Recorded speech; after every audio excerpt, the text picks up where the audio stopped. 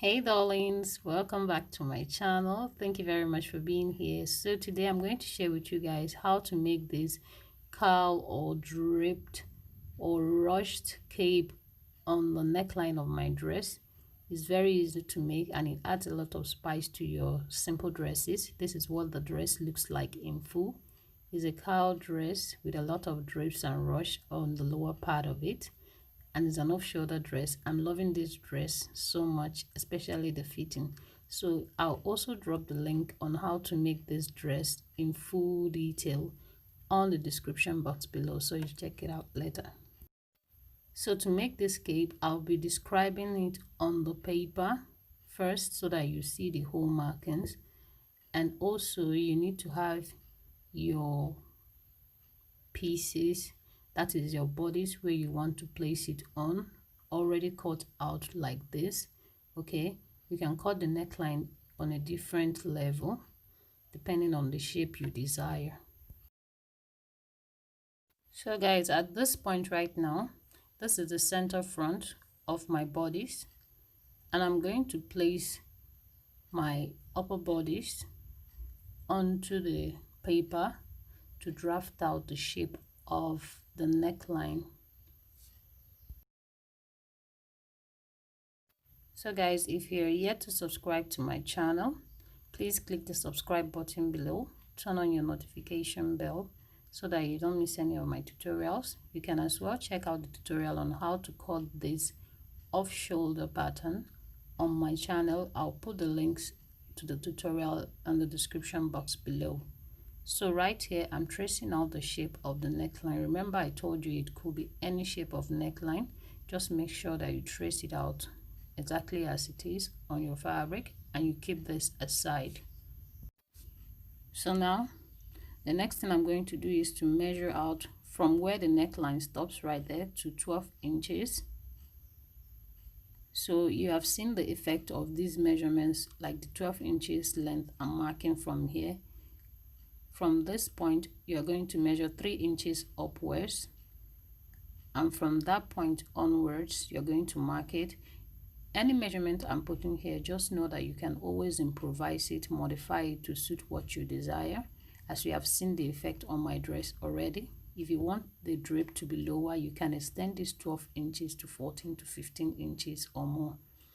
So right now, I'm going to be marking 10 inches on this angle, and I believe this is about 3 to 4 inches wider than what is marked on the neckline zone. So you can also take up the modification from there as well, but this is what I did to achieve mine. So from this point to the neckline region, I'm going to connect it together.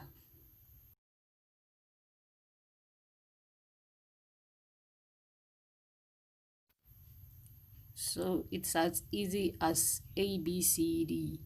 And after connection on this point, the next thing you're going to do is to connect it from the bottom part, which is from this area, all the way to the side area at this point. So guys, in case you have questions, you can always drop it on the comment sections below, or suggestions to how else to cut this, because this is one of the ways to cut it. It may have other methods that you have used that worked for you. I would like to know as well, so drop it on the comment section below. Thank you. So now I'm just going to cut this out, and I'm going to use this to cut out my fabric.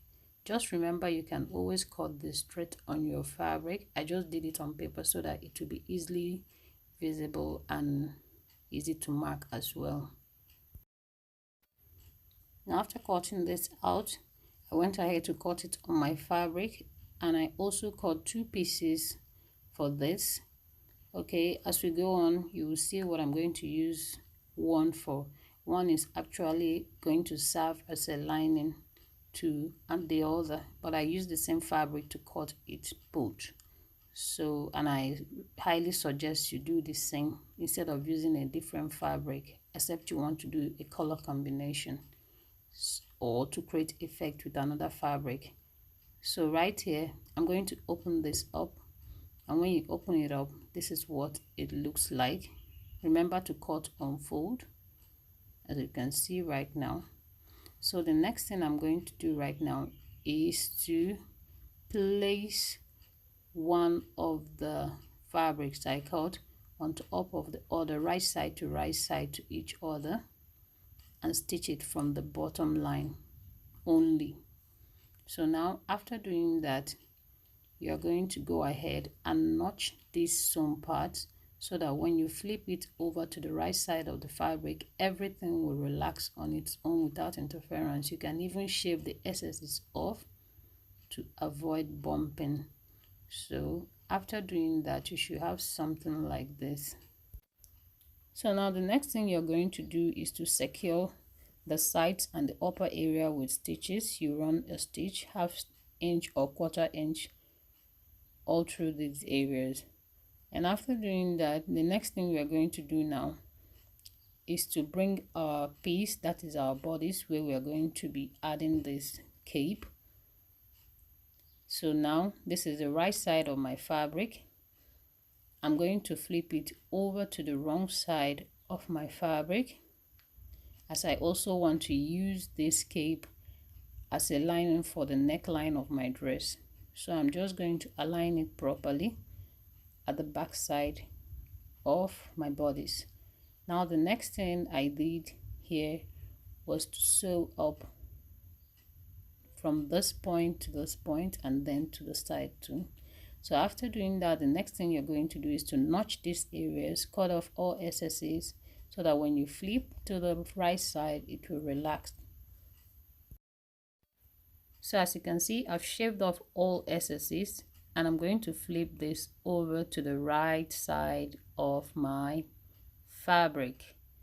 So right now, after doing that, as you can see, this is what we have at the moment. So now the next thing I'm going to do now is to drape this along the appropriate places.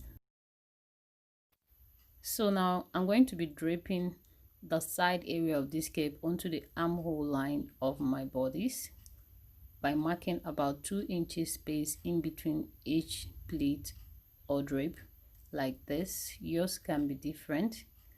So guys, I'll drape it on both sides and pin it up, and after doing that, this is what you should have. So the next thing I'm going to do is to stitch it permanently. So right here, just know that you can always play with your drapes to create different effects. If not in the middle, you can do it one-sided, it could be asymmetric like this, or you can make it 2 ways like this, pin it up from inside, or you can change the style each time you wear your dress and hold it on with a brooch or a tag. So guys, after sewing the whole dress with my bodice, this is what I have. Isn't this lovely? I'm really loving this design. It added a fresh touch to my usual bodice of shoulder bodice. It's simple at the same time, unique and elegant. So guys, if you enjoyed this tutorial, make sure to give it a thumbs up, and don't forget to subscribe to my channel if you're yet to subscribe to my channel. So guys, you guys can see that I enjoyed making this dress, and I enjoyed the fitting, everything about this dress, the color, the drapes, the elegance, the effect, the fitting, everything as a whole. I really enjoyed this dress. It's very easy to make, and if you want to learn how to make this dress, I'll leave the link to the video tutorial in the description box below so that you check it out later.